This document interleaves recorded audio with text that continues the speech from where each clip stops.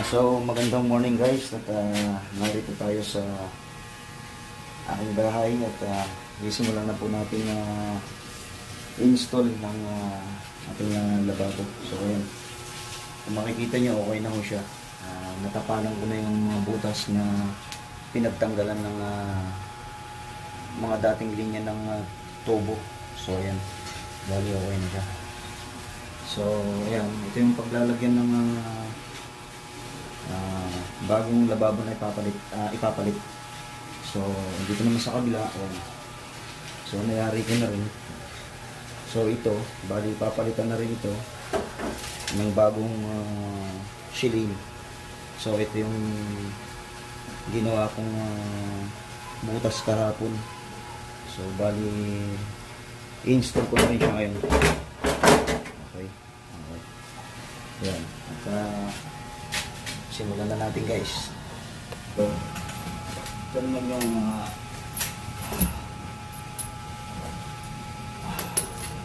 faucet na ilalagay natin dito. So bali itong isa pang hot, so itong isa pang cold. So dahil wala naman akong cold water dito, so bali pagsasamahin ko na lang yung tap nya sa two-way bulb. So bali ito guys, tingnan mo. Pag binatak mo to, ayan. Ayan. Ayan, ganyan siya. So bali ito, may kasama siyang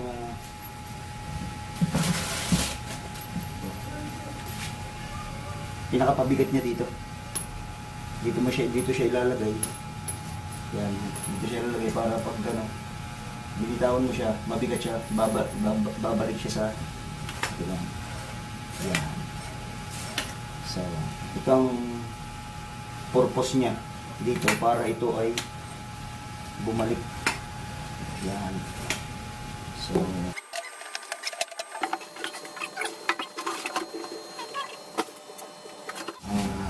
ito nga pala may kasama siya drain. Ilalagay siya dito. Halimbawa, meron kang prutas na hinugasan or mga bagay-bagay na basa pa, dito mo siya ilalagay. Yan. Tapos ito naman, ito siya.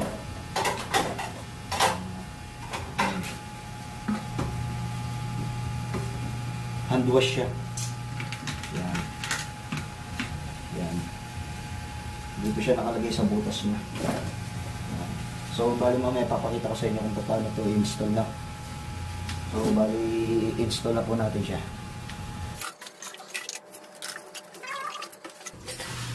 Yan natin siya. So, pagkakabit po nito guys, itong isa na gasket nasa ibabaw siya. Ito sa ilalim.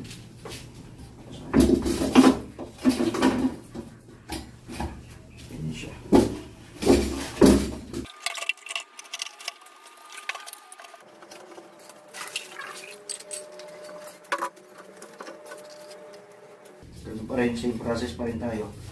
Nasa loob itong isang pinaka-gasket niya.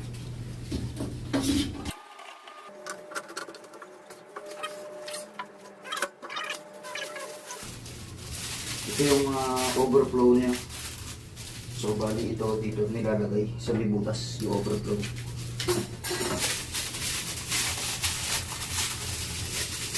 Ito natin sa pinaka-rubber gasket niya para walang leak yung tube. Actually, madali lang naman ang pag-install ng mga ganito. Basic lang naman.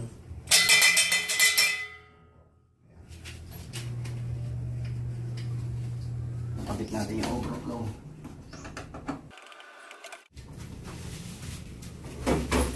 So, bali, ito na ang susunod natin guys. Papasok lang natin yung siya sa butas dito sa butas.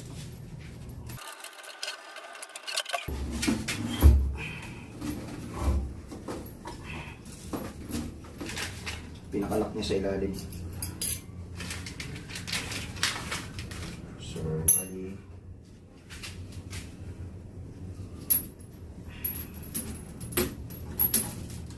lalagay muna natin yung gasket.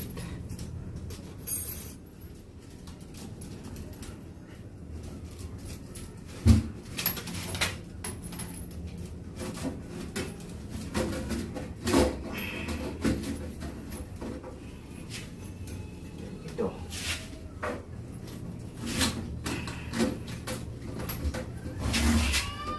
Tutok mo. Tapos itong huli guys, ito.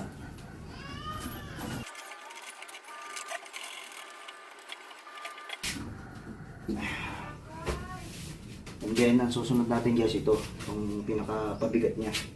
Ilalagay natin siya dito.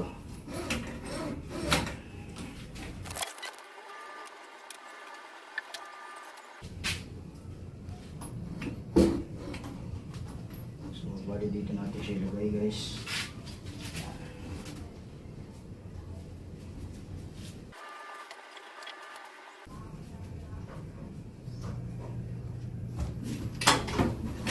So ayan guys, kung mapapansin nyo, nung may pabigat na siya, ayan, ayan, ang purpose kasi nito guys, para bumalik siya, kaya meron mabigat na ganito, kasi guys, ito, pwede siyang dalhin kahit saan, ayan, ganun, ganun, ikakabit muna natin itong soap spray. Basic guys.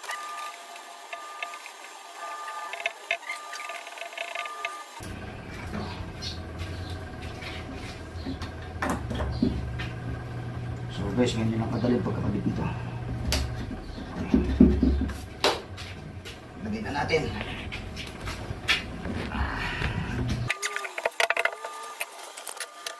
Guys, ito nga pala yung sinasabi ko na angle bulb na single. So bali dalawa siyang kasama dito sa kitchen. Isang itong pula hot, itong isa sa cold. So dahil wala naman nga tayong hot dito sa bahay, so ang ginawa ko, bumili na lang ako ng double angle bulb. Yan. So bali dito natin siya ikakabit. Yan, sa abang na to.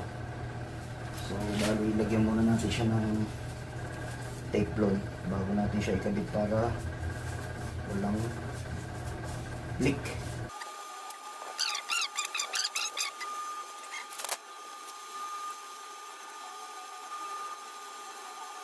So, bali, ikakabit na natin siya dito. Nakabit na natin siya. So, bali, itong pula para sa hot, itong pula para sa cold. So gaya nga nasabi ko, dahil wala naman akong heater dito sa bahay na para sa gripo na to. So imbes na itong dalawa na to ang nakalagay dito, yan, pinagsama ko na lang siya sa isang angle bulb na two-way. So ganun din naman yun, magsisirculate din naman siya pataas. So ayan, kakabit na natin.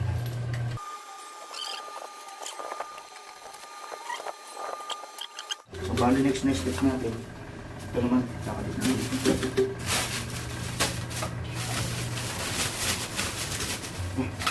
Tama.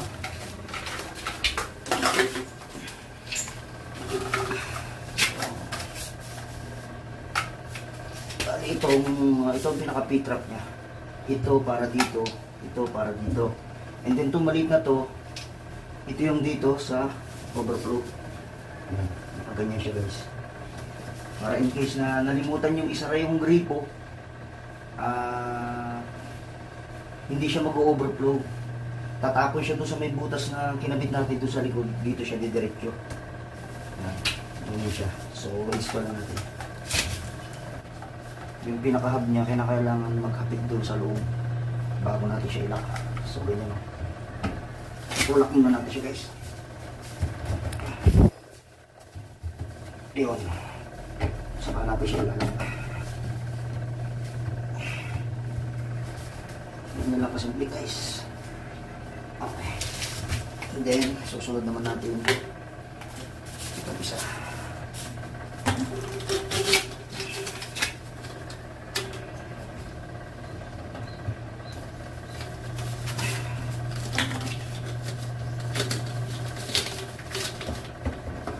process lang po guys. Yung pinaka-hub niya, tutusok natin hanggang sa lumapat siya dito sa labi.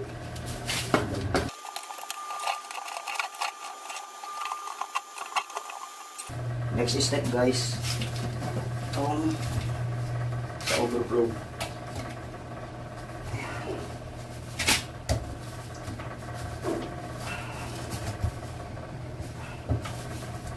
Okay.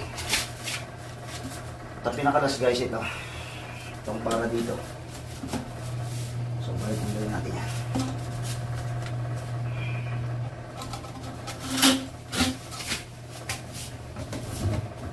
Ngayon, ito naman. So, bali kasi walang mabilihan ng rubber seal ng, para sa P-trap. So, bali nag-order pa ako sa Lazada. So, hindi ko pa alam kung kailan dadating. Bali dito siya sinasalpak yung pinaka-goma. Tapos, tatak dito. So, ang size nun is 1 1/2 by 2. So, ito po yung 1 1/2. Ngayon, yung pagsasalpakan niya is 2 inches. So, pag sinalpak mo siya dyan, hindi sasalpak mo siya dito. Sa ngayon, tiis-tiis muna.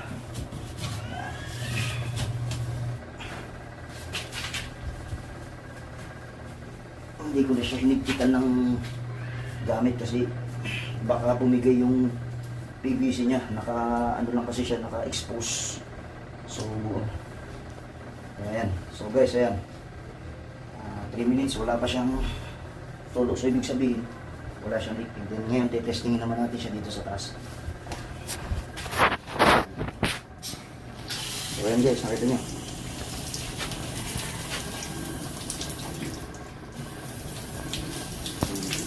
May selector din siya guys. So, parang may leak siya dito. Yun, malog lang pala.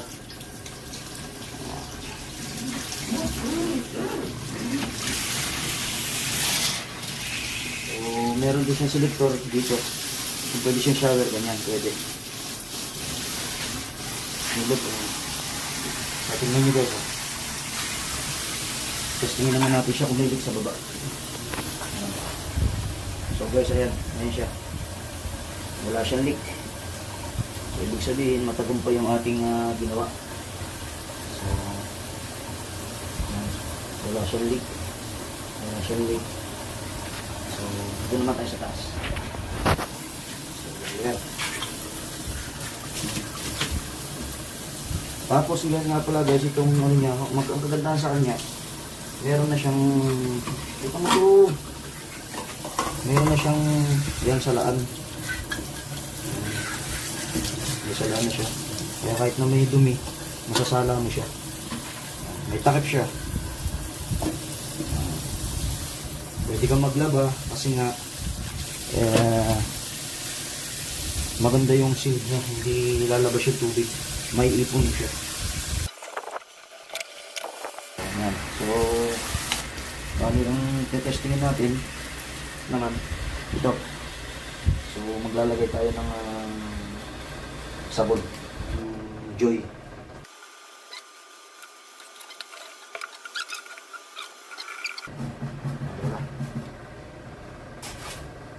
Diba? Ang ganda, ang galing. So guys, ganun lang po ang pag-install nitong sink. Malaba ako.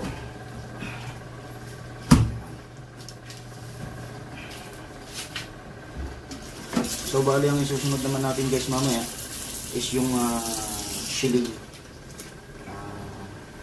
Stay tuned lang kayo sa ating mga pinopost na video para sa ibang mga tutorial na gusto nyo malaman na tutunan.